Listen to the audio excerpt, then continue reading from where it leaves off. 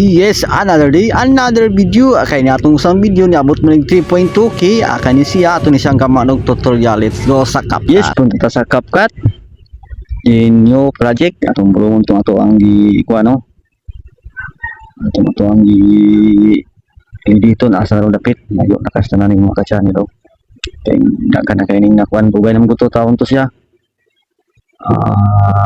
Ato ni siyang burungon anara mga ka-channel din anyo ning adwan minuman ato ni siyang limpiwan mga ka-channel no ni depita ato ni siya pinduton din kani ka mag-acting na siya pag ana ato ni siyang i-split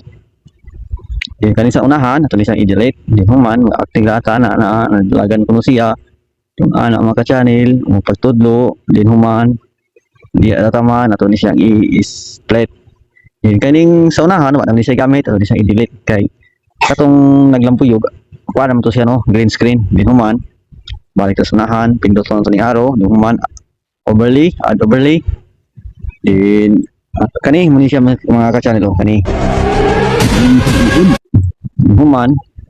ato ang pinduton tong chroma key remove BG asa naman ron remove BG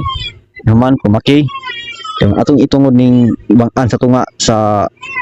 grain mawala tong yahang nakaitom na siya din human check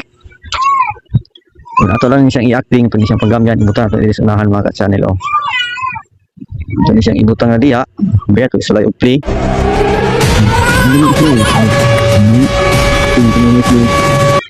parang wag kapaniwala ato ni siyang padakan ang butay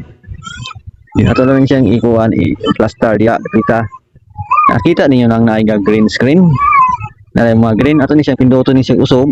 para ma-highlight atong bulungon ng adjust asa na adjust din human atong bulungon ang HSL na din human ato pinduton ng green ato ni siyang i-negative 0 100 negative 100 negative 100 tawa ninyo wa na siya green mura na siya pinuo din human check din human